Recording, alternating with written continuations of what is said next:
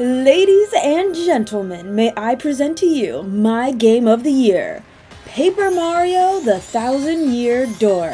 Originally released for the GameCube in 2004, Nintendo brought back one of the most beloved, charming, magical, and one-of-a-kind experience RPG. Guys, this was the game that got away. I have a distinct memory of seeing it on the shelves as a child and asking my mom for the game, and she said, "No!" Little did I know that was going to be the last time I saw Thousand-Year Door. Until May 23rd, 2024, when Nintendo announced a remake. This is my very first Paper Mario, and I'm so glad I waited for a re-release. You know, because I heard things about the other games of the Paper Mario series, not so great things. But we're here to talk about the good, the great, the amazing, the spectacular Paper Mario: The Thousand-Year Door. It starts with a beautiful fairy tale about a prosperous city that tragedy fell. The city sank, and a new city was built in its place, Rogueport. Rumors of a great treasure spread, and adventurers from all over came to seek it. Princess Peach came to visit and stumbled upon a map, which put a target on her back for kidnapping. Mario gets a letter from Peach with the map inside that is supposed to lead to treasure. So you go to Rogueport and Peach isn't there. In the meantime, you run into Goombella, a young student, and a kooky teacher known as Professor Frankly. They talk of 7 crystal stars to open the Thousand-Year Door, and behind it is supposed to be some legendary treasure. With that, you're off to find Peach while also claiming the crystal stars and unraveling the mystery of the Thousand-Year Door. Paper Mario is sectioned off into chapters, having little filler in between.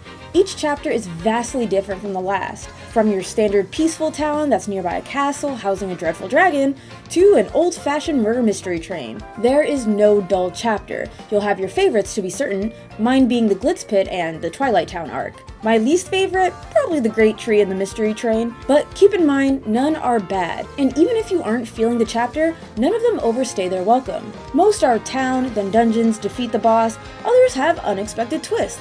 When I thought I'd get cozy with the formula, Paper Mario shuffles it up and re-unfolds my excitement. And what's an adventure without an absolutely star-studded cast? I didn't expect much from a Mario game, but I was pleased.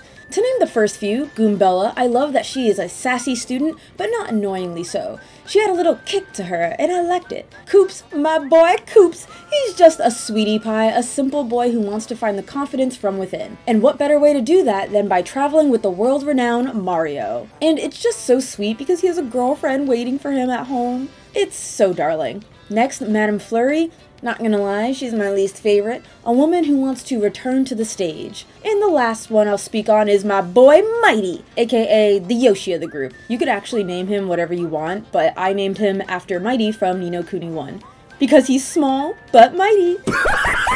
And there are plenty more characters to meet, even outside the party. The NPCs are just as delightful. Zesty, a no-nonsense chef. Flavio, a man of the seas who loves to hear himself talk. Jolene, a by-the-book assistant. And you'll even find some mini-arcs concerning these NPCs.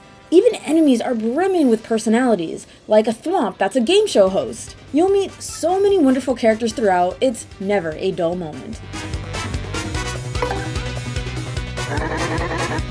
After completing a chapter, you'll get a Princess Peach and Bowser subplot. And let me tell you, Peach's arc is top tier. I don't even want to speak on it because I don't want to rob you of the joy of the journey. But essentially, you get to know what Peach is up to while Mario's on his adventure. Bowser, same thing, but significantly more comical compared to Peach's route.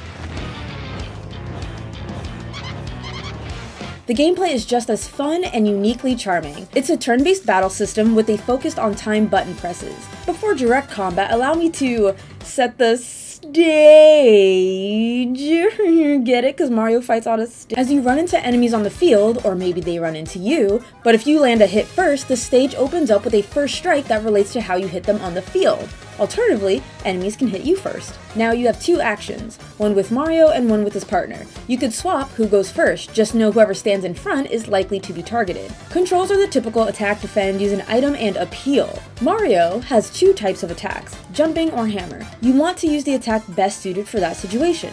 Jumping on enemies with a spike is certain to backfire, so hammer, but enemies that are high up can only be reached through jumping. You want to keep this in mind for your partners, as some are limited to ground movement while others can reach airborne enemies. Properly timing attacks will lead to extra damage or status ailments. There are also secret time button presses, which result in Mario and friends attacking with style. Stylish moves gain extra star power, which allow you to execute special moves by way of a minigame. Defending also relies on time button presses. Guard correctly and you'll take less damage. However, if you're feeling daring, with a less forgiving window, you can super guard, which not only guarantees no damage, but you dish damage back to the enemy. Sometimes you may even get a bingo, seen by the corner cards that are received by each successful action. If you get a matching pair, you'll play slots, and depending on what you're going for, it can either restore HP, FP or flower power, SP, star power, or all three. Now, I didn't just make a stupid joke about the stage for no reason. No, it's relevant. Certain attacks will shake the stage, causing props to fall over on ally and enemy alike. Even audience members play a role. Appealing to the audience will gain you extra star power. While you're deciding on what to do next, sometimes audience members will throw things at you. Pay close attention, for if they're throwing trash, boot them out. But if they're throwing health or items, leave them. As you gain levels, your stage will expand with you, allowing for more audience members with new props that help or hurt. Speaking of, leveling up is a simple affair. After every 100 star points, you'll level up, and you'll have to choose where HP, FP, or BP, badge points, which I am a die-hard badge point girl. Badges are tools that give Mario and his partner new types of attacks, or make enemies miss more, use multiple items in a turn, have more item drops, and various boons. Some badges are purely cosmetic or auditory. Partners don't level up, but they can be upgraded with shine sprites. Take the sprites to Merlin and power up your partner for new attacks and greater health. I think my only critique of the combat is it felt a tad slow. Dare I say repetitive? Yes, obviously small battles are repetitive in any JRPG. It was a little rough coming from games that have auto battle features. Hear me out right quick. When discovering new enemies, part of the fun is learning their weaknesses, strategizing, what attacks to use and what not to use. I feel like once you learn that, they no longer pose a challenge, and I just want to move past them. In Paper Mario, you have to do time button presses, which feels a little slow and time consuming when it's just an ordinary battle. And because of the time button press structure, there isn't really a way to auto battle. But to be fair, when enemies become too weak for you and you get a first strike, they just vanish. There's even a badge that bypasses the first strike. If you bump into a weak foe, it's an insta-win, but that does mean taking up precious BP. And fighting weak enemies is pointless because no matter what, you'll always get 1 star point. Let me know in the comments if you understand where I'm coming from. Furthermore, to Paper Mario's credit, there aren't a lot of enemies. I particularly felt this way when I got stumped, or there was a lot of backtracking. And let's dive a little further into backtracking. Not a lot. I think some chapters had it more than others, such as the Twilight Town arc or the Mystery Train. I think where backtracking comes most into play is taking on people's troubles, aka side quests. There are certainly some that have you going back to old dungeons or back and forth in Rogueport.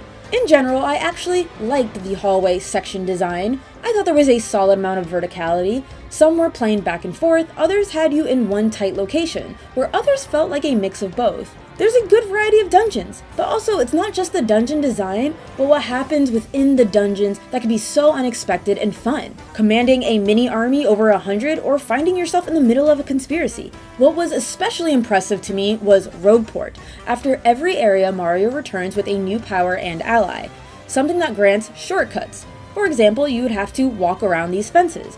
But once Mario learns how to turn sideways, he could slip through them. So just when you think you've seen all of Rogueport, you haven't. Partners also come in handy for information and puzzle solving. For example, Goombella can give you additional information on people or locations, while Koops can hit switches from afar. And switching partners outside of combat has been made easier with the partner ring, so you could switch on the fly. Does it even need to be said? The graphics are spectacular, vibrant yet minimalistic. It cannot be understated how amazing the paper and stage play aesthetic is. I play a lot of games, and they typically range of pixel art, hyper-realistic, realism before we had the technology, and anime? So this was just so visually refreshing. I could not tear my eyes away. It was so fun to see classic Mario enemies and allies in this style. how they turn around is paper flipping, how Mario bends as he's flushed down a warp pipe, how the paper crumbles after and uncrumples at the new location, his new abilities allowing him to fold, the pop-up effects, how the environment is laid out, and you can even bring it to the stage as well for having props that fall, having the audience be a part of the battle. It's excellent. Characters are so expressive, even NPCs. Don't sleep on the backdrops either. The backdrops are made from paper craft, and going into the background is such a nice touch of depth. In Rogueport, there is so much to look at. Obviously, you see it's a rough place with graffiti and the spills all over, but check out this. They have bars over the windows of the badge shop. Just wow, there's so much love poured into these locations. Not only are they all brimming with creativity, but they go the extra mile to show the player what kind of place they're in. It's the small details of how a shop sign normally looks versus how it looks in Twilight Town. It's a tiny, even unnecessary thing, but it adds so much. Ooh, and one last thing. Look how clever this is. You could get badges to change Mario's colors to Wario. But if you equip Luigi's badge on top of it, you get... Wah! That is so smart. Okay, at this point, I'm just gushing. Let's just wrap things up with the music. This is probably where I level out a bit. The music's good. Just dandy. I like some more than others, and you know, not every song has to be a banger. Battle themes also change based on location, and I think that's where I got a lot of my enjoyment from. Dungeon themes are okay, but town themes, that's where it's at. And most importantly, for you nostalgia nuts out there, there is an option to listen to the original OST through a badge and in the menus. An always appreciated feature. So to bring this to a close, I bounce between a few songs, but I'll share when you meet a darling phantom thief. Her theme is fire.